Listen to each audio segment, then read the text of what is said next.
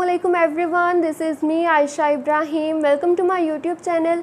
In today's lecture we are going to discuss concept of positivism by Auguste Comte. So let's start. में हम discuss करेंगे positivism को। उससे पहले हम देखते हैं कि अगस्त कॉम्टे थे कौन और उन्होंने पॉजिटिविज़म का कॉन्सेप्ट क्यों दिया, इसका क्या बैकग्राउंड है, कैसे उनको पॉजिटिविज़म का ख्याल आया और ये एक्चुअली है क्या।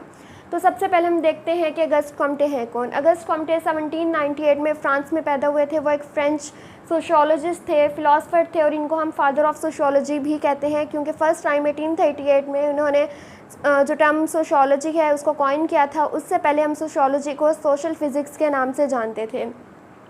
उनकी जो इंपॉर्टेंट पब्लिकेशंस हैं वो है कोर्स ऑफ पॉजिटिव फ़िलासफ़ी और रिलीजन ऑफ ह्यूमैनिटी। वो एथीस्ट थे, वो किसी खुदा पे यकीन नहीं रखते थे और उनका कहना ये था कि सबसे बड़ा मज़हब जो है वो इंसानियत का मज़हब है।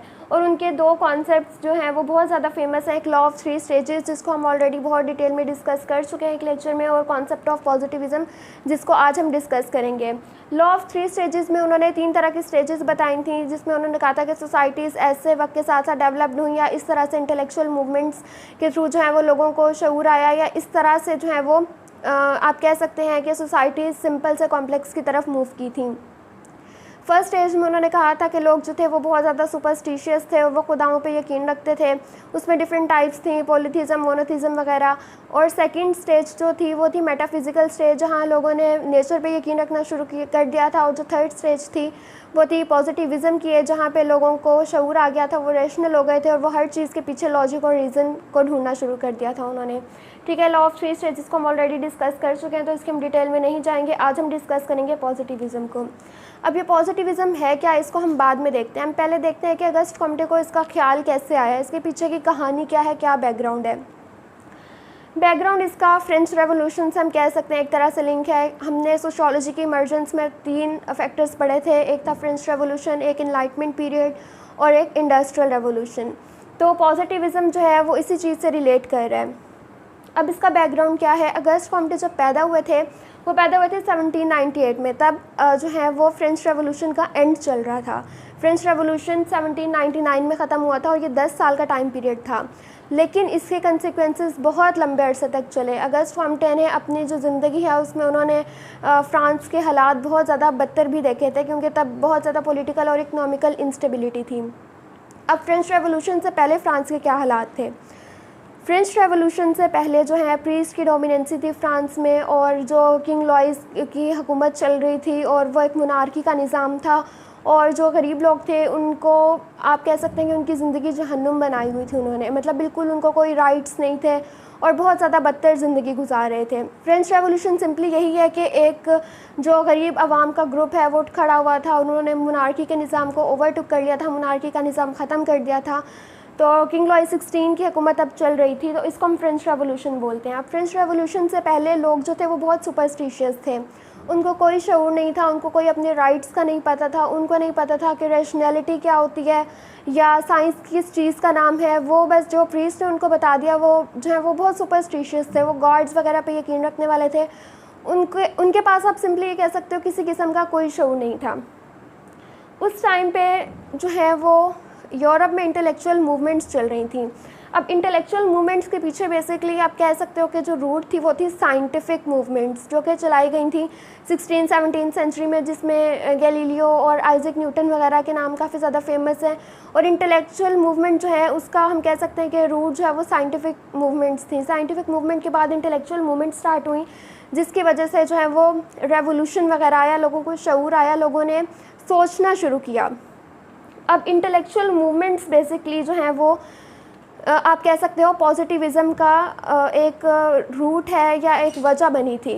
पॉजिटिविज़म का सबसे ज़्यादा मेन और पहला जो सोर्स था वो इनलाइटमेंट पीरियड था। जो इनलाइटमेंट मूवमेंट्स यूरोप में स्टार्ट हुई थी वो थी, इनलाइटमेंट पीरियड स्टार्ट हुआ था 17th सेंचुरी के एंड में, लेकिन 18th सेंचुरी में ये पीक पर था। और यही वजह थी जिसकी वजह से जो है वो अगस्त कॉम्टे ने पॉजिटिविज़म का कॉन्सेप्ट दिया।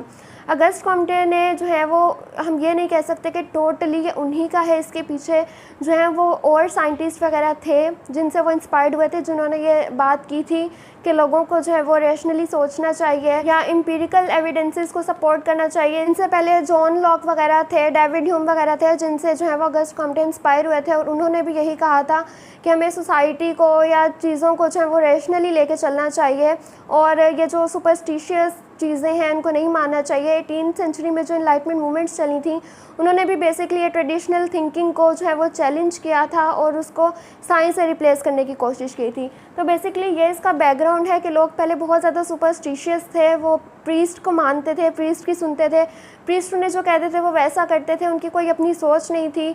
जो भी सोशल फिनोमिना हो रहा होता था वो कहते थे इसके पीछे गॉड है, मतलब जैसे अब ज़िलज़िला आ रहा है, सैलाब आ रहा है, तो इसके पीछे वो बस उनके पास कोई लॉजिक नहीं होती थी, तो वो सिर्फ इसको खुदा से रिलेट कर पाते थे।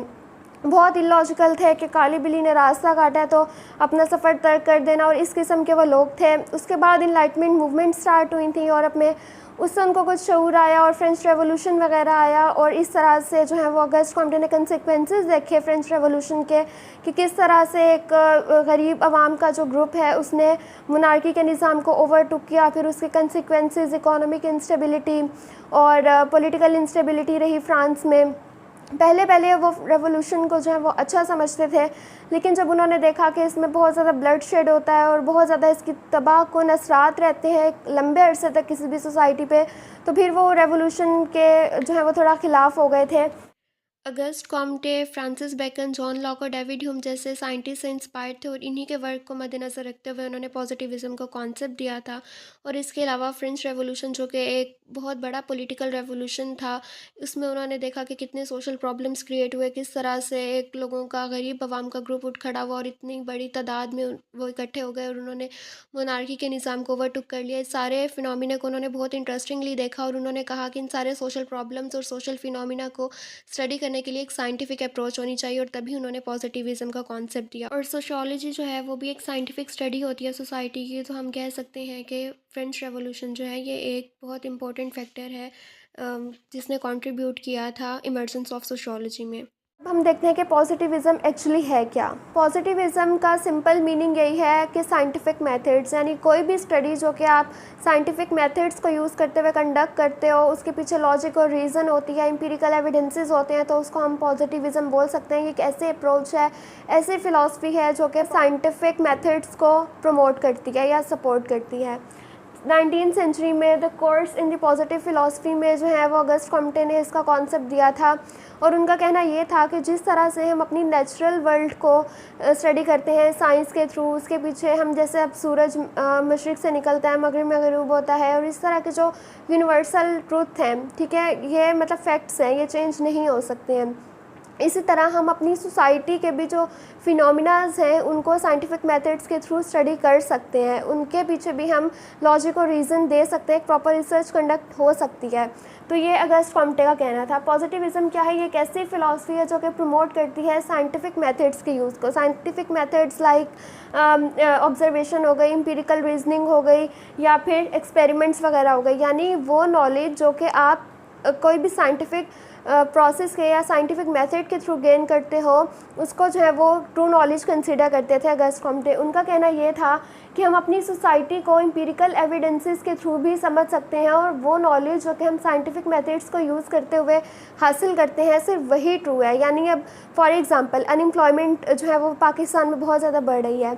अब आप अपने मशवरे देना शुरू कर दो कि ये वजह है, ये वजह है, ये वजह इस वजह से, तो ये साइंटिफिक मेथड का यूज़ नहीं होगा, ये कोई साइंटिफिक रिसर्च या कोई वो नहीं होगी।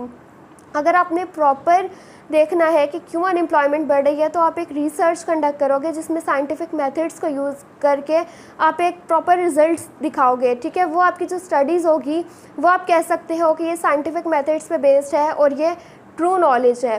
तो उनका कहना यह था कि जितना भी ट्रू नॉलेज है वो हम साइंटिफिक मेथड्स को यूज़ करते हुए ही हासिल कर सकते हैं। सारे सोशियोलॉजिस्ट ने जो है वो अगस्ट कॉम्टे के पॉजिटिविज़म के कॉन्सेप्ट को मद्देनज़र रखते हुए काफ़ी सारी थ्योरीज़ दी। माइल्डर खाइम हो गए, मैक्स वेबर हो गए, ये सारे जो हैं ये पॉजिटिविज़म की बेस पर जो है इन्होंने अपनी फर्दर थ्योरीज़ या पब्लिकेशंस वगैरह दी थी।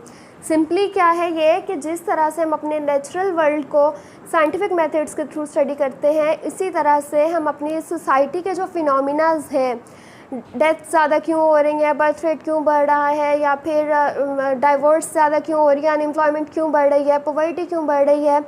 ये सारी जो हमारी सोसाइटी के प्रॉब्लम्स हैं, इसको हम जो है वो साइंटिफिकली स्टडी कर सकते हैं। और जो चीज़ें हम साइंस के थ्रू, जो एक साइंटिफिक प्रोसेस के थ्रू चीज़ों को या रिजल्ट्स को, फाइंडिंग्स को लेके आएंगे, वही ट्रू नॉलेज होगा, बजाय कि एक जो हमारी अपनी एजम्पशंस होती हैं वो ट्रू नॉलेज नहीं होती हैं। अब इस पर क्रिटिसिज्म भी काफ़ी हुआ था। एक तो उन्होंने कहा था कि ये जो है पॉजिटिविज़म का जो कॉन्सेप्ट है ये वैल्यू फ्री भी हो सकता है, ऑब्जेक्टिविटी पे बेस्ड हो सकता है। तो इन पे क्रिटिसिज्म ये हुआ था, ऑब्जेक्टिविटी वो चीज़ होती है जिसमें रिसर्चर की कोई बाइसनेस नहीं होती है, वो मतलब उसका कोई ओपिनियन अपना नहीं होता, जो फैक्ट्स हैं वही फैक्ट्स हैं।